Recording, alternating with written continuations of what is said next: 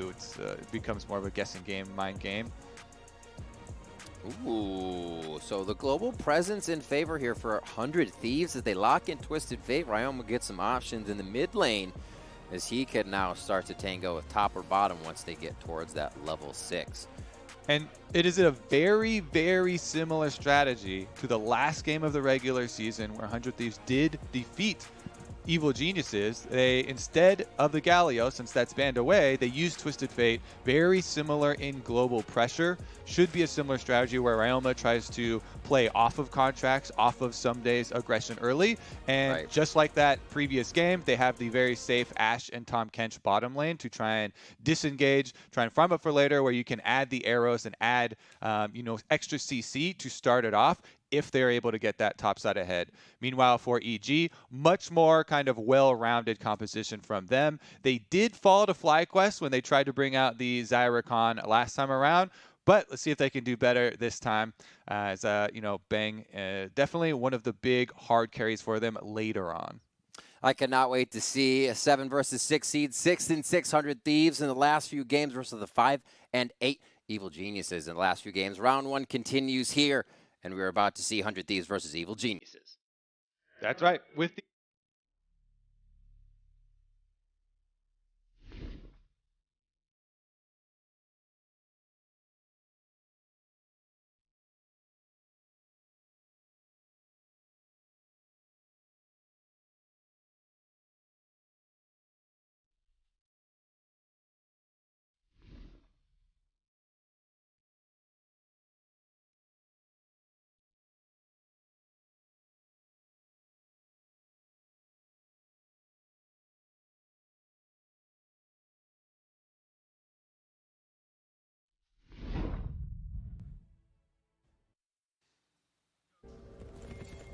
And it is time to see how much homework both teams have done. Will they pass the test, Kobe?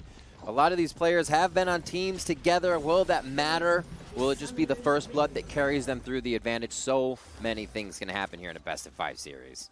Yeah, they had better pass this test, Riv, because if you don't pass this test, you are out. This is the end of the line. Elimination match for both teams here. They are in the lower bracket, so you have to continue to win all the way through, work your way towards that world's contention spot at the very top. Yep. Gonna have to start right now. Everybody opening up in very defensive positionings. Contractz does the very common drop your ward, go back for a sweeper. Svenskeren does exactly the same on the Graves here. And you see kind of mirrored starts for themselves. Nidalee and Graves as a matchup is actually really interesting to me because both of them super good at power clearing. A lot of it does revolve around getting the early vision from invades, getting deep wards to see where the other one started, and then playing off the winning lanes. Because if they meet each other in full vision of both of the other ones, it's kind of a stare-down contest. There's not a lot of commitment there unless, Nidalee gets the spear from a bush or something like that. And it's a lot about jungle pathing. This is really interesting to me to try and track for these players. Obviously, we mentioned the Renekton Nidalee glory combo that you want to try and play off of because it does set up the CC so well. So it'll be interesting to see how Svenskeren tries to guard against that. And Contractz tries to play off it. Immediately with the red start, of course, we saw Contractz go for the delayed invade, taking away some of Sven's bottom side and trying to split the map. Yeah, this will be really nice as well, too. Cody's son can just farm away. Poome and Cody know they're going to get engaged down a few times, so it'll be nice to know Svenskeren isn't hiding on the bot side as well as Contractz takes over that vertical jungle style. Where he goes, nobody knows. He heads towards the bot. So, yeah, he picks up his blue. And that's a really good point, Riv. I mean, where he goes, nobody knows because they did not have vision on him. So we will see Svenskeren's Graves kind of unawares. Zeyzal does push up and they finally get sight of Contractz. But Contractz wearing the red buff at that time. They're like, oh, did he come from the other side? Finally, question mark pings go down. Svenskeren, as we see, did not have any of the defensive wards on the bottom side. Finds that he's been had. Contractz gets out like a true thief, counter jungling that red quadrant. The heist starts early. And not even really needing too much off of that. Cody, son, and Poome were seen leaving. maybe they figured he didn't take as much as he did. Svenskeren cleans up Krug's top side is just a bit back and forth here as Huni takes a good wallop from Ssumday to start, but he should be fine with potions and biscuits as he's farming here close to his turret. Yeah, in a lot of matchups, we see Renekton take, press the attack for the early burst damage in some of them. But Conqueror's so good versus tanks, so good versus Ornn. He can definitely bully Huni early on. And that's why we keep trying to say, okay, when's Contractz going to get over there? When is he going to try and play off this top triangle? Ryoma, the Twisted Fate, you have to keep your eyes on. Level 6 for him. Contractz going to have a little bit of contest here on the Scuttle Crab. Svenskeren a little bit late, and Contractz, by taking that, you seal off the rest of the map. Now Svenskeren is left being counter jungled in the early starts of the game with no options. He's been spotted, there's no camps up, he has to wait for respawns here, which is kind of ridiculous. He's also just hanging around topside waiting for the possible dive, but Contractz knows he doesn't have to waste any time going for that because he just saw Sven. Still sweeping too. He feels like he might be tracked right now as his jungle has just been taken, and timing on his camps is Contractz knowledge as well. Contractz back on his own red, and that will be a successful, was that late 3? Yeah. Yeah, it's goes around slow rolling. What we're seeing on the screen right now is why, especially in solo queue, I always get so tilted when people just kind of AFK at the beginning at their towers and don't put down defensive wards in the river on both sides. The fact that 100 Thieves got to slip in to EG's red quadrant for the late invade and steal away the red buff without giving information over Svenskeren to know that Svenskeren should go and counter on their side just sets up this huge jungle difference for the beginning of the game. And Contractz goes for the early recall here. Skirmishers plus the Amp Tome going to have a very big advantage. Going back to his Raptors too. Svenskeren looking for that to spawn at this time. He just pinged it out as he's waiting on that, farming them now. And his lane's pushed on the bot side, so maybe he can get a bit of pressure on a counter if it happens off of this. But it's just going to fizzle out as nobody's really in range to engage or get the extended fight through. Poome just walking around. He's feeling good. They feel confident on the bot side due to the strength that Contractz has. And it's a bit of a flex too. They don't know if Contractz is up with the Drake doing it. Poome's just stepping up like carelessly, as it seems, but they know they're in control. Yeah, and the reason we're talking so much looking at the perspective of 100 Thieves is because looking at the comps, this is the team that has to make the early moves. Evil Geniuses have very good scaling on their side. Obviously, Ornn gets Ornn items, but Xayah Rakan scales super well for damage output. Orianna provides so much utility for team fights later on, and that's why the onus is actually on 100 Thieves to create some of these advantages, with the earlier game focused picks that they have. And taking Dragon is a huge part of that. Anytime you have these types of comps, you want to start your Dragon stacking as early as possible, so that you can threaten Soul earlier in the game before Ornn gets to his point of handing out the upgraded items, before Xayah has multiple, crit multipliers in her build. So the next step in that, 100 Thieves now, level 6 on Twisted Fate. EG need to play around that. It's on Goldenglue and his jungler to try and keep vision of Twisted Fate, and that's why you see the ward even in lane. That's what I'm looking at as well, Kobe, where these plays could be made off Destiny. How much more vision control they can get on these maps. TP's down towards the bot side again. That's going to be Poome getting back to lane. He goes back to flash heal as they keep setting this up. Looking at how this game is playing for 100 Thieves, just so calm and slow right now. We have to remember, Ssumday and Cody Sun on a team when this started for 100 Thieves as things switched up. And just the way they've been able to go 6-6 in the past few weeks shows how well they're working together with, one, a new player in Poome, two, Contractz, who's been just climbing through the ranks and trying to better himself as a player throughout the splits. As Cody, Sun, and Poome look for that first engage on the Xayah Rakan, which you're not expecting. But yeah, 100 Thieves just firing on all cylinders, it seems, and really flowing well. He's calibrating the aim here. First arrow is a hit. Got him. And now they know I'm going to be on point with these. I think it's a really cool topic, though, especially Poome, because it's so crazy. When I first heard that Poome had only been playing League of Legends for 2 years and had made it so far, his rise up the ranks was incredibly quick.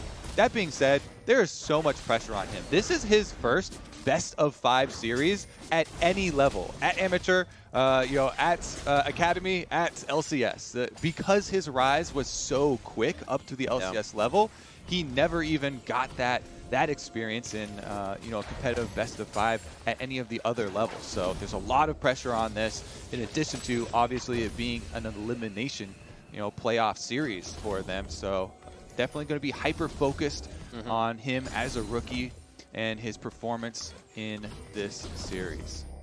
And the other side too, EG, this team has been together across the board for years as well in different capacities. As we see Ssumday go on to Huni on the top side. Huni and Bang together, right, on SKT.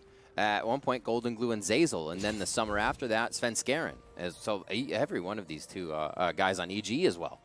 Yeah, we have a lot of long-standing relationships. Absolutely. In the LCS, I definitely love the ones that still duo on stream after leaving their teams as well. Especially your Huni and Bang combination that you're talking about. Yep. Definitely one of the more comical ones. But the combination with Ssumday I'm looking for right now is still Contractz. And Contractz on the Nidalee has been able to keep most of his early farming lead. He has been able to focus on the objectives as well. Obviously, the Dragon already taken up. That's step number 1 because you want to get that timer ticking. But if you can get a solo Rift Herald without having to utilize the pressure of your laners, you don't have to call them over. They don't miss anything. This is tremendous value for Contractz. He gets next spawn of the Scuttle Crab. He gets basically a free solo Rift Herald. It's actually insane how much extra pressure you're going to get out of that. Now they go for the dive with the Twisted Fate. Oh, they see clearly on this one. Svenskeren coming in just a little late as they try to smoke screen Ryoma down, but First Blood going over to 100 Thieves as they continue the heist. An arrow on the bot side to Zeyzal, as it's a bit chaotic, but the fight here in control of 100 Thieves. Bang turns this, but there's a huge minion wave. He has to Feather Storm right away to clear this one out, and they'll be safe, but low on resources in the bot side for EG. And just like, you dream of with Renekton Nidalee, stun him up and then nail the spear, he instantly goes down, so there's no danger for 100 Thieves off of that play. They were so safe in this. Just look at the replay. Even though Svenskeren's right there, it does not matter. Twisted Fate ultimate, you can roam first, flash in from Ssumday to ensure that he's able to set it up. And with Ryoma landing, plus the extra burst damage there, Contractz, they just surgically remove Huni from Summoner's Rift and are able to get their empowered recalls out right after. Contractz can hold on to the Rift Herald Eye, by the way, for extra tempo in these recalls. It actually feels so nice, the accelerated recall with your Eye of the Rift Herald in inventory. And he doesn't have to blow the Rift Herald soon. He can save it until you whittle down on a few more of the outer turret plates. Once you get down to oh, let's get another replay here. I guess we missed probably a solo kill. Goldenglue gets the shockwave in on Ryoma, and he does get a flash blown. Okay, so it's not a kill, it's just a flash blown, but still, shockwave for flash blown off screen. Thank you for the catch, observers. Goldenglue coming up big there in the mid. Nicely done. Also on that play for Ssumday, holding up that ferocity so he gets the empowered W. Just the little things they set in order to make sure they lock Huni down on that tanky Ornn. Battle dance, or I should say entrance in from Zeyzal. As he battle dances back, he still has one more to give to Bang. There's the shield follow-up. Svenskeren on the Contractz as Ryoma now has to walk down to this fight. And a good dodge by Svenskeren on the Javelin of Contractz. This one's going to continue. It looks like Kobe Goldenglue's in a way to pinch Ryoma in. They're trying to go as the Devourer from Poome tries to save Ryoma. I don't know if it's going to be enough as 100 Thieves are now swarmed by EG in their own jungle. And Ryoma is trying to limp away from this one as Contractz being pushed out on the other side, and EG is winning a fight on all fronts. Huge call here for Evil Geniuses. They make the call to trap 100 Thieves on the bottom side. Ssumday does not teleport down, and they get multiple kills for them. The scaling team here with a huge sweep of extra gold for themselves, even though they leave the Renekton split pushing on top side. Oh no, the Renekton's going to get a bunch more plates by himself. They still get a plate on the bottom side. with Huni's teleport down, plus the team play rewards them with a dragon, putting a stop to the 100 Thieves win condition of the early soul pressure for themselves, even though Ssumday is going to be a giant monster in this game, which is true of most 100 Thieves games, by the way. That is a big early game move here from EG. And Zeyzal specifically, he makes a big play later onto the Blast Cone. So we can look at the setup here. EG knows they have Ryoma kind of pincered here in the river because Goldenglue is heading down also. So it's a dangerous situation, and you get Poome flashing over first. He's then going to devour Ryoma, but Zeyzal goes right for the charm. And then one of the ranged auto attacks pops that cone. So Zeyzal goes in to lock them up on the other side of the cone while he's in the belly. And then they get the range auto attack to pop it, getting the 2-for-1, getting the extra kills for themselves, even chasing down Contractz for the last one. And got him. Almost take down the turret too. After all of this, AG backs and 100 Thieves is able to answer with quite a few plates on the bot side of the map. I believe that's Rift going down as well. Kobe, you were talking about how good it feels to back with Rift. As a support, we get to know that, all right? So enjoy. Enjoy grabbing that. It definitely does, and then you get to the point where it's getting close to 14 minutes. You're like, oh, I keep backing, and I haven't gotten my plates yet, and then you start to feel pretty bad. And especially if you die and your Herald Eye expires while you're in the fountain, then all of your dopamine from your quick recalls just goes right in the trash. Yeah. It's that good for you, huh? You run out to back. Kobe, this guy. Look for him in your game. Oh, onto mid lane, Ryoma. A lot of damage here, and he doesn't have any means to get out of this one. EG's now starting to clean up kills pretty quick around the map. It doesn't mean too much right now, but it does mean advantage on the mid lane. As plates are gone, they'll get a bit of damage here.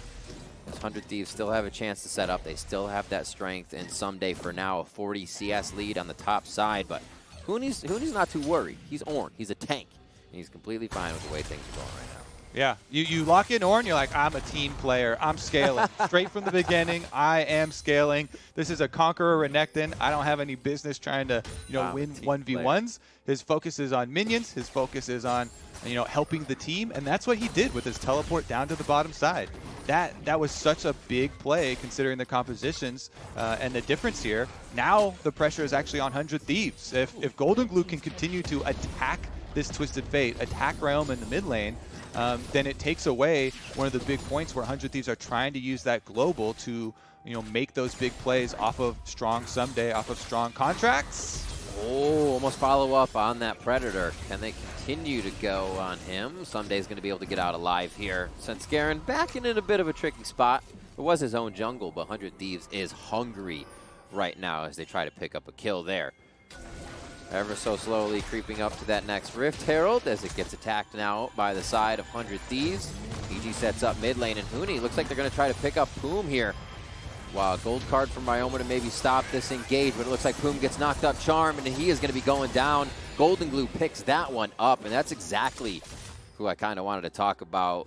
Playing since, 2013 or more, and he's been on rosters, he's been benched, he's been on rosters, and I think he's kind of been overlooked a lot, Kobe. And now showing up is just, he's been playing spectacular when the pressure is even on him more. Yep, he never gives up. I think that's the main thing repeated about Goldenglue over and over. That plus Scrim God. And it's an interesting topic that has come up, with all the teams playing from home. Some of the players, FBI specifically, mentioned it as helping him out and helping him have, this kind of all-star season for himself on Golden Guardians. Similar thing here for Goldenglue. He was always talked about as being a scrim god, and that's why he kept showing back up on all these teams, and teams kept on giving him chances. Here he gets hit with an arrow, though. The tech will be there, kind of absorbs a bit of that damage as you see his javelin cut right through. He's got a 300 gold bounty that gets cut as his minion wave goes down. But they want him. They want to get that bounty back. They want to shut down his mojo right now in the game, and he is just feeling good. 30 CS up on his lane, so counteracting even what Ssumday's able to do up top. Not worried there. 20 CS for Bang as they've been able to push back Cody, Sun, and Poome, and here a fight for Poome once again. Thinking his summoners may be down. His flash is up, so he may be able to draw a bit more aggro from the side of Evil Geniuses, but Ocean Drake seems to all be sealed by them after that. Yeah, I mean, EG, because they make the two really big kind of mid-game plays, and even a bit early game, they with that teleport to the bottom side where they took, second dragon, they put a stop to the dragon stacking of 100 Thieves, plus got a bunch of gold for themselves. That just turns the tides, of these team comps so much, since they also have the safety of the stronger scaling for themselves. I also like how Svenskeren is going the lethality build on Graves. You don't have to worry about armor, even on the frontline members of 100 Thieves, because it is a Renekton, and Ssumday is trying to make the most of his advantage, trying to completely bully this Ornn. He's building offensive items, right? He hasn't built a single piece of armor yet. There's no cloth armor, in inventory there, or for many of the other members on 100 Thieves. So it is going to be a lot of effectiveness out of that. You mentioned his bounty. Despite the early invade, despite the counter jungling that Svenskeren had to deal with, the team for EG have been playing a lot more coordinated and reaped quite a few rewards. Now they're the ones with the extra dragon advantage, and they're feeling quite good about the opening of this series. Yeah, that's where I was going next is Svenskeren. Just seeing how calmly he accepted the fact that the jungle was being invaded. Sure, it's Nidalee. If I fight her, she'll hop over a wall maybe, but just going back to ganking lanes and doing it the traditional way. Here comes the TF ulti. Ryoma in with a gold card. Zeyzal's there, but the battle dance gets him to bang even if they want to get out of this fight. Svenskeren pushes in from the jungle as Ichi's starting to snuff out a bit of the vision here that 100 Thieves has. So 100 Thieves only has a bit of road to work with when they go for these engages. Now Ssumday, he is caught in the river and without a paddle. Contractz able to get here. Poome coming in to try and get a Devour save. And Conqueror is up and Huni is down. That one's quickly turned and you cannot think Ssumday is ever stuck in there. You're stuck in there with him. Yeah, congratulations. You caught a Renekton by yourself in the river. Guess what? He's going to turn on you. Ssumday immediately stacks up his Conqueror, rips right through Ornn. He's on Blade of the Ruined King plus the Black Cleaver. And we were talking about, he doesn't have a single cloth armor in there. He doesn't need defense when he's fighting an Ornn tank in the river. So he fully stacks up. Contractz comes around. 100 Thieves get something back for themselves where they desperately need it, because we had just watched them miss a play with some of their key abilities. Twisted Fate, Ultimate, and Ashe Arrow were down. Again, EG try and make a pass at Ssumday, but that is not the area you should be attacking. I honestly do not think that you should be attacking 100 Thieves' strength right now. Keep trying to play off their weaknesses. Keep trying to scale up. So, big focal points for both teams here. I feel like EG has a few more options with Sven and Goldenglue having a bit of that power. Ssumday's only getting bigger, though. And on a side lane, he's able to kind of spread that power of EG thin. And it may mean nothing if he can just keep pushing in lanes and dominating Huni. 100 Thieves setting up now. They still have that Ashe Kobe. They still have Destiny. I feel like they have a lot of options. And they cannot ball up for EG. They are so hungry. EG's looking for fights everywhere, and rightfully so. As Zeyzal moves through with his ultimate up, it looks like they may try to get one here. A battle dance, there's their quickness, and they go right in. As we say it, they pull the trigger, and Poome may be the one to die. He's first to go down, and Ssumday is just off on the side of the fight as he couldn't get there in time. They may want it, though. Dominus is up, a slice out of the fight, and he will be able to get himself to safety. Ssumday is in the jungle, but still being chased by evil geniuses. They smell blood in the water, and they will not stop. Again, Rip, the team play from EG has been so much better. It's really telling when the team with Twisted Fate Ultimate and Ashe Arrow looking for a pick hits an Ashe Arrow, and they have to flash out. They completely are warded off here. Evil geniuses once again grouping up to chase them down. Zeyzal with the chase, and then Goldenglue shockwave back in, grabbing the kill, earns them another objective. And guess what? Ornn's level 13 now. Huni finally got to cash in. His brain for scaling for later has finally paid off. He's upgraded both of his Ornn items, and now we'll get to start handing out the extra DPS to teammates. Goldenglue will be first in line with that death cap. Here's 100 Thieves, though. Another attempt. Ooh, the Abyssal Warriors just short. Evil Geniuses still wants a bit of the back and forth as they throw out their abilities. Zeyzal now off in the wing, primary engage, and they have tried to do it from multiple screens away here, so expect Evil Geniuses to just dive right in once again. About 10 seconds on Zeyzal's ultimate, 26 on the Ocean Drake, so they may hold for now. They'll try to get ults or summoners now at 100 Thieves, as 100 Thieves cannot even control their own jungle. What a turn in this game from what Contractz was doing in the early game jungle. As soon as the lanes were able to break, we thought it would be the Destinies coming in of Ryoma, but it was Huni and the rest of the team getting to big fights, and now EG controls the map 22.5 minutes in. Baron's up, but it's all about this next Ocean Drake here, and they're going to put themselves on soul point as Svenskeren does this Drake uncontested. Yep. EG super happy now, you know, with their 5-on-5 setup. Obviously, 100 Thieves drafted for super early game, super aggressive play, global mid plus super strong, you know, top end jungle, and you know, having the confidence to draft like that, I really like. I still think that I prefer when you have teams in the league that will draft for that, but it does mean if you make mistakes like the team fight down on the bottom side and you give a bunch of gold and experience over to an EG style draft where they have the better 5-on-5, they have really good scaling, it means that the games can end up looking like this. While the gold lead isn't tremendous for EG and hasn't been this giant, you know, crushing gold lead, because they have so much better scaling, that's why it's going to look like 100 Thieves have run out of so many options. They still do, you know, they're hoping for, okay, maybe we can, you know, get our pick, our Ashe, our Twisted Fate Ultimate, you know, Ssumday is kind of is your bright spot, but you know, next level here for Huni, he gets to upgrade Goldenglue's Death Cap into the Death Crown, and Goldenglue already had a very good game. He's landed his shockwaves, he pressured the Twisted Fate really well. Now with the extra ability power, he's super scaled. He's got one of the best scaling builds for Orianna as well, since he went with the Seraph, fully transformed now into the AP multiplier of Death Cap. It's just, there's just so much overwhelming power now, and this is a very confident and stable way for EG to start out this series. In other words, extra swole, right? Yep. The swole bros are definitely swole. To sum it up, here we go, Zeyzal. Oh, almost a ball delivery going in as they look to put the finishing touches on 100 Thieves outer turrets. Push here for Ryoma. Definitely going to have to be respected in a bit as Ssumday's clearing out a wave here. Ryoma has the Lich Bane, so he's definitely got turret damage to come out here, as every often on the abilities will do a nice chunk of damage. And he's going to grab one for the team, so they can protect second tier, but they have nothing in mid, which gives so much good protection for EG to continue to roam back and forth and feel safe in their own jungle. That's right. When you're in this position, 100 Thieves, and you know, you're facing a much stronger 5-on-5, you have to start playing the dangerous game of poking around the map, split pushing with your Lich Bane, Twisted Fate, with your super strong Renekton, and having them use the confidence of Twisted Fate Ultimate and the extra vision to get little wins across the map and then retreat before EG can catch you.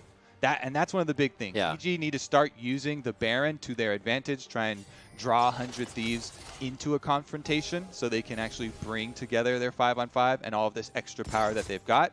Until then, 100 Thieves are looking to spread them apart and try and utilize the Twisted Fate ult plus Ashe arrow to pick someone off before they're able to set up an objective.